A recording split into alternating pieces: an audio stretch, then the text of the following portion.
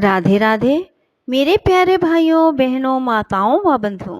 संस्कार की बातें चैनल में आपका स्वागत है। बंधुओं, आज मैं आपको सुना रही हूँ पितृपक्ष में सोमवार के दिन भगवान शिव की कथा। बंधुओं, भगवान शिव को जो मना लेते हैं उनके पितृ स्वयं ही खुश हो जाते हैं। कहा जाता है भगवान शंकर के शिवलिंग के आसपास ही पितरों का वास होता है। जो भगवान शिव को कच्चा दूध स्वधा स्वधा स्वधा पितृपक्ष में कहते हुए चढ़ा लेते हैं, उनके पितृ उनसे सदा ही प्रसन्न रहते हैं। बंधुओं, यदि आप आज सोमवार के दिन अपने पितरों के निमित्त शिवलिंग पर स्वधा स्वधा कहते हुए गाय का कच्चा दूध चढ़ाएंगे तो शीघ्र ही आपके पितृ प्रसन्न होंगे।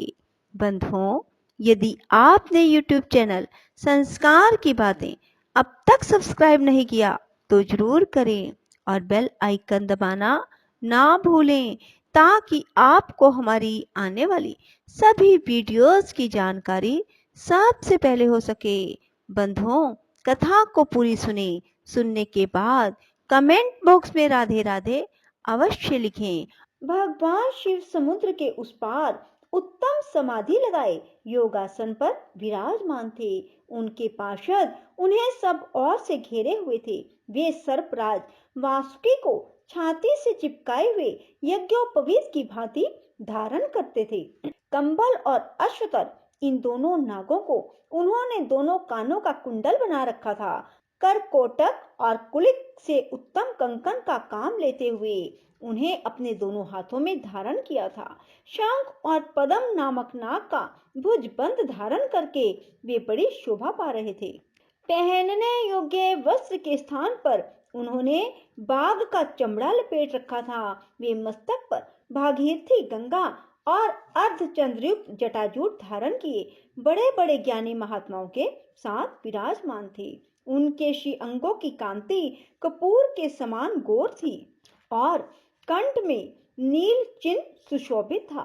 भगवान के पास ही उनके वाहन नंदिकेश्वर भी थे। ऐसी अद्भुत शोभा से युक्त सुरश्रेष्ठ शिव का समस्त देवताओं ने दर्शन किया।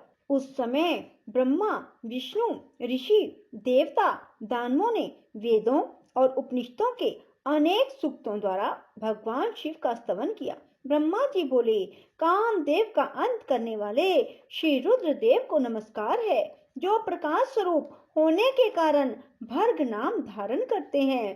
तीनों लोकों में जिनका सौभाग्य सबसे बढ़कर है, उन त्रिनेत्रधारी भगवान महेश्वर को नमस्कार है, जो संपूर्ण जगत के भरण पोषण करने वाले बंधु हैं। यह संपूर्ण विश्व जिनका स्वरूप है, उन भगवान त्र्यंबक को नमस्कार है। भगवान, आप समस्त लोकों के धारण पोषण करने वाले पिता, माता और ईश्वर हैं। आप ही जगत के स्वामी और रक्षक हैं।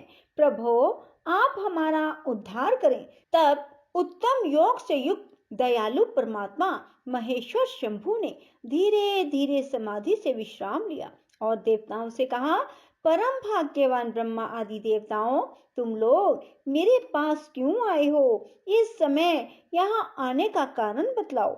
उनके इस प्रकार पूछने पर ब्रह्मा जी ने देवताओं के महत्वपूर्ण कार्य का परिचय देते हुए कहा, भगवान, तारकासुर ने देवताओं को महान कष्ट पहुंचाया है।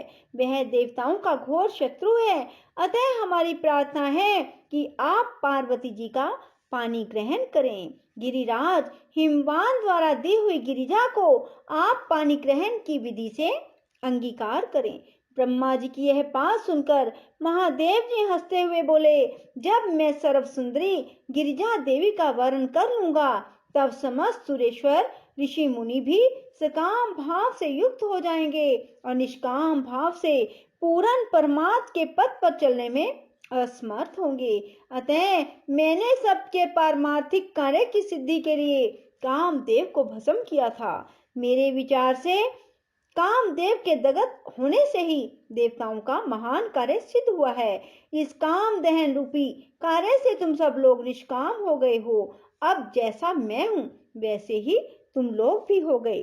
अतः हम लोग अब प्रयत्न पूर्वक अत्यंत दुष्कर तथा परम उत्तम तप का अनुष्ठान करें और करावें। कामदेव के न रहने से तुम सब देवता समाधि लगाकर परमानंद में निमग्न हो सदा सुखी रहोगे।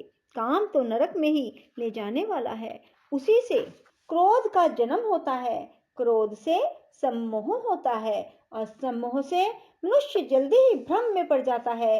अतः सभी श्रेष्ठ देवता काम क्रोध का परित्याग करके शास्त्रों और संतों के सद उपदेशों को माने, उसके अनुसार जीवन बनाएं। वृषभ के चिन्ह से युक्त ध्वजा धारण करने वाले भगवान महादेव ने इस प्रकार उत्तम बातें सुनाकर देवताओं तथा ऋषि मुनियों को भली भांति समझाया। इसके बाद वे पुनः ध्यान लगाकर मौन हो गए। तब वे सब देवता अपने अपने स्थान को चले गए।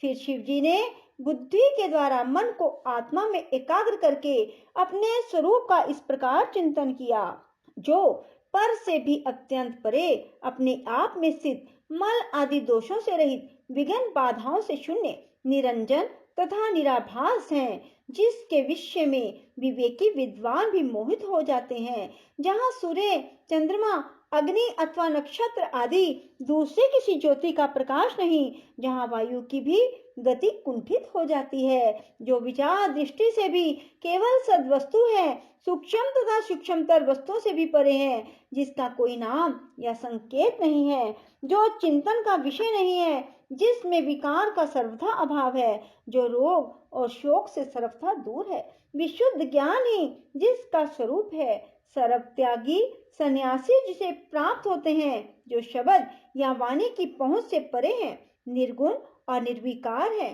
सत्ता मात्र ही जिसका स्वरूप है, जो ज्ञान गम्य होकर भी वास्तव में अगम्य है, वेदांत और आगम भी मूक होकर ही जिसका सर्वदा प्रतिपादन करते हैं, वही सबके ईश्वर पिनाकधारी भगवान वृषभध्वज परमात्म वस्तु हैं। उन्होंने ही कामदेव का नाश किया है। वे साक्षात परमेश्वर होकर भी तप का सेवन करते हैं। लोमशी कहते हैं, उधर पार्वती देवी बड़ी कठोर तपस्या में लगी हुई थी। उस तपस्या से भगवान शंकर को जीत लिया।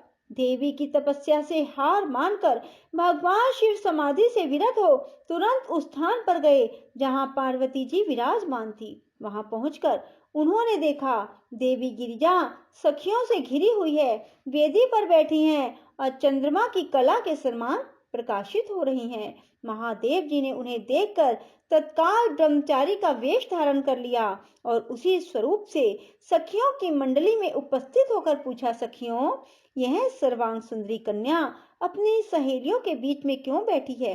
यह कौन है? किसकी पुत्री है? कहाँ से आई है? किस लिए तपस्या कर रही है? तब जया ने उत्तर दिया, ब्रह्मचारी जी, ये गिरिराज हिमपान की कन्या है और तपस्या द्वारा परमेश्वर रुद्र को पति रूप में प्राप्त करना चाहती है।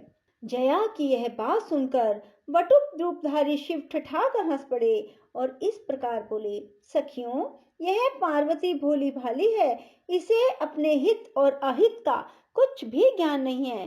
भला रुद्र की प्राप्ति के लिए तपस्या करने की क्या आवश्यकता है? अरे, रुद्र तो अमंगल रूप है, हाथ में कपाल धारण करते हैं, मरघट का निवास ही उन्हें अधिक प्रिय है।